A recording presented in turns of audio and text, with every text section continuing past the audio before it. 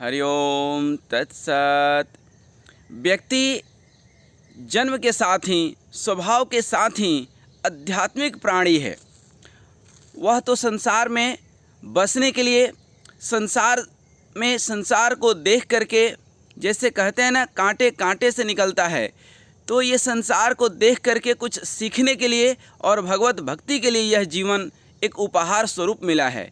लेकिन संसार में हम आकर के बसने के जगह फंसने लगते हैं और उपासना के जगह वासना हमें घेर लेती है।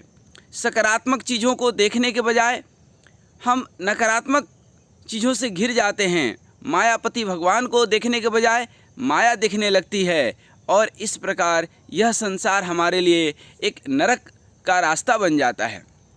जीवन में जो भी हम कुछ करते हैं, काश ये भगवान को हम समर्पित करते चलें तो हमारा जीवन उतना ही आसान हो जाए, लेकिन ऐसा होता नहीं है।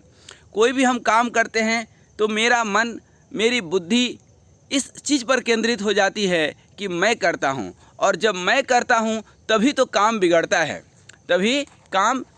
है। महाभारत में आप ध्यान दें तो जिस समय कौरव और पांडव जुआ खेल रहे थे और जब द्रौपदी का चीरहरण हुआ तो द्रौपदी की सबसे ज़्यादा नाराज़गी किसी पर थी तो वह थी कृष्ण भगवान पर। कृष्ण भगवान ने कहा कि बहन, मेरी क्या दोष है?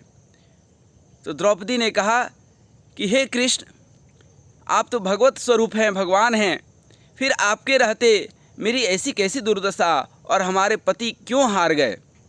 भगवान ने सिर्फ इतना ही कहा कि क्या वह खेलने के पहले हमसे पूछकर खेले थे? क्या मेरा स्मरण करके उन्होंने शुरुआत किया था? क्या जब दुर्योधन ने कहा कि हमारे तरफ से मामा शकुनी पासा फेंकेगा, तो क्या कोई पांडव नहीं बोल सकता था कि हमारे तरफ से कृष्ण जो है पासा फेंकेगा?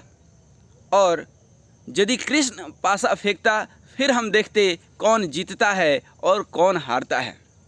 जब भगवान श्री राम रावण से युद्ध करने की तैयारी चल रही थी और हनुमान जी लंका जाते हैं सीता जी का पता करने, तो समुद्र लांघने के तुरंत पहले कहते हैं, बार बार रघुबीर सम्हारी, तर क्यों पवन तनय बल भारी। अर्थात हर समय भगवान का वह सुमिरन करते हैं, हर जगह भगवान को याद करते हैं और बार बार याद करते हैं। तो जब हम कोई जीवन में कठिन काम करें, कोई भी संकट विकट ऐसा देख करके लगता है, तो हम लोग बार बार भगवान का स्मरण करें तो वह काम हमारे लिए आसान हो जाता है, वह काम अति सरल हो जाता है, वह काम जो एक कॉम्प्लिकेटेड था वह सिंपल हो जाता है। यही तो भगवान के द्वारा दी गई सकारात्मक ऊर्जा है। भगवान स्वयं प्रत्यक्ष रूप से हो सकता है कि आपके सामने न आए, क्योंकि इतनी भक्ति हमारे पास नहीं होती है, लेकिन वो सूक्ष्म स्वरूप, ऊर्जा स्वरूप भगवान सदा ही अपने हृदय में स्थित है। बार बार रघुबीर सम्हारी, तर क्यों पवन तनय बल भारी। देखिए, कभी हम लोग ट्रेन से जाते हैं, लाखों का सामान हो, सामान पर उतना ध्यान नहीं रहता है जितना टिकट पर ध्यान रहता है। और कई बार किसी के पास कितना भी सामान हो और टिकट ना हो, वह बहुत टेंशन में रहता है, और यदि कोई सामान ना हो, टिकट हो, तो वह निश्चिंत पैर पसार करके सोते हुए जाता है। अर्थात कहने का मतलब क्या है कि जिस तरह से हम सारा सामान सब कुछ है, लेकिन यदि भगवान के अधीन हैं, भगवान हमारे हृदय में हैं, तो हमारा काम बिगड़ नहीं सकता है। जिसके हृदय में भगवान है, काम बिगड़ ही नहीं सकता है। काम तभी बिगड़ता है जब हम करते हैं। सौंप दिया जीवन प्रभु के हाथों में, जीत उसके हाथों में, हार उसके हाथों में। काम तभी जब बिगड़ता है जब हमें मान घेर लेता है। मान ऐसी है जहर की पुड़िया, जो खाए सो मर जाए। अर्थात सम्मान पा करके न अति हर्षित होना है, न अपमान पा करके जो है दुखित होना है। जीवन में आनंद, खुशी मन से हमेशा प्रभु का जितना हो सकता है, हर पल, हर क्षण, हर श्वास में प्रभु का यदि हम स्मरण करें, तो कोई काम बिगड़ते बिगड़ते भी बनना ही बनना है। काम सिर्फ, मैं बार बार यही बोल रहा हूँ, काम सिर्फ और सिर्फ तभी बिगड़ता है जब हम करने लगते हैं। यदि हम काम भगवान को सौंप दे, अर्जुन को कृष्ण भगवान यही तो कहते हैं कि तुम होते ही कौन हो किसी को मारने वाले, तुम तो निमित्त मात्र हो। तो हम लोग इस संसार में भी निमित्त मात्र हैं। यदि कोई सम्मान दे रहा है इसका मतलब वह भी प्रभु का आशीर्वाद है, और यदि कोई अपमानित कर रहा है तो वह भी प्रभु की ही कृपा है। शायद हम उससे कुछ सीख लें, शायद हम अपने जो है अहंकार को शून्य कर पाएँ, बजाय प्रतिक्रिया देने के हम प्रभु का आशीर्वाद समझ करके उसको स्वीकार कर लें। तो जो मान और अपमान से ऊपर उठ गया, जो सुख और दुख से जो ऊपर उठ गया, वही तो जीव है। ये मनुष्य का स्वभाव है। काम, क्रोध, मद, लोभ इत्यादि सब आते रहेंगे, क्योंकि मन के विकार हैं, और ये विकार ही व्यक्ति को संसार में फंसा देता है। जिस संसार में बसने के लिए आए थे उस संसार में क्यों फंस गए? क्योंकि माया का पर्दा। इसीलिए तो गोस्वामी तुलसीदास जी हनुमान चालीसा के प्रथम ही उसमें कहते हैं, श्री गुरु चरण सरोज रज निज मन मुकुर सुधार। यहाँ पर निज मन के ऊपर ध्यान दीजिए, अपने मन को सुधारना है। दुनिया को सुधारने वाले क्या होता है, कई बार जब आध्यात्मिक वातावरण में जाते हैं तो हम खुद को तो नहीं सुधार पाते हैं, लेकिन संसार को सुधारने में लग जाते हैं।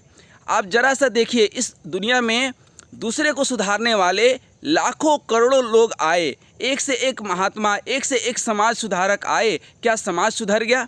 समाज अपने स्वभाव से, संसार अपने स्वभाव से, प्रकृति अपने स्वभाव से चलती है। इसीलिए संसार को देख करके स्वयं को सुधारना है, दूसरे को सुधार करके कुछ नहीं मिलना है, पहले स्वयं को सुधारें। श्री राम शर्मा आचार्य यही कहते हैं कि खुद सुधरो युग सुधरेगा, समय नहीं युग सुधर जाएगा। अर्थात कहने का मतलब क्या है कि निज मन मुकुर सुधार। अब निज मन कैसे सुधरेगा? तो मुकुर सुधार उसमें कहते हैं।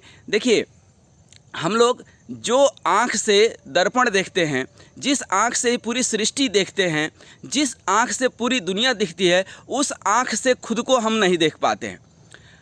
बहुत ध्यान दीजिएगा, जिस आँख से हम पूरी दुनिया देखते हैं उस आँख से हम खुद नहीं देख पाते हैं। फिर हम क्या करते हैं? खुद देखने के लिए दर्पण का उपयोग करते हैं। अच्छा, जो दर्पण में दिख रहा है वो है नहीं, दर्पण में जो दिख रहा है वो है नहीं, लेकिन उसको देख करके ही हम अपने को सुधारते भी हैं। उडर पुडर जो भी आप लगाते हैं उस दर्पण को ही देख करके तो लगाते हैं। अब दर्पण में जो दिख रहा है वो है नहीं, जो दिख रहा है नहीं, और जो दिख रहा है वो है भी। तो उधर देखो, उधर देख करके इधर अपने आप को सुधारना है। संसार भी यही है, जरा सा उधर देखो।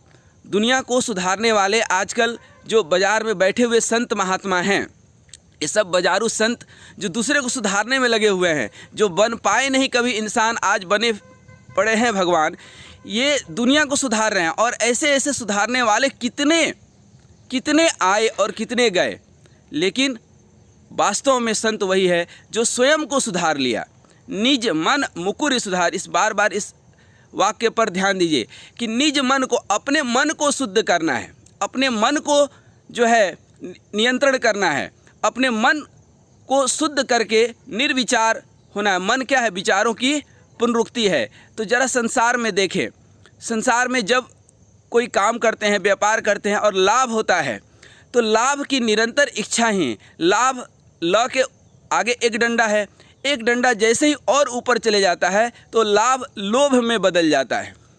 और जब व्यक्ति के अंदर लोभ हो जाता है, यही लोभ तो ही नरक का द्वार है। आदमी सोचता है कि हम आज इतना कमा लिए, कल उतना कमा लेंगे, परसों उतना कमा लेंगे। इस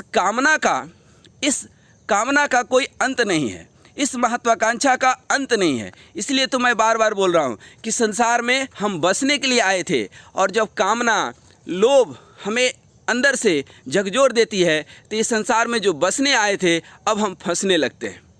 अच्छा, ये भी तो देखिए कि संसार में इन चीज़ों से कोई मुक्त हो पाया क्या? कोई खुश रह पाया क्या? एक से एक कमाने वाले सब विदा हो गए। और अंततोगत्वा आप देखेंगे कि किसको बुढ़ापा नहीं आया, किसको जीवन में कष्ट नहीं आया।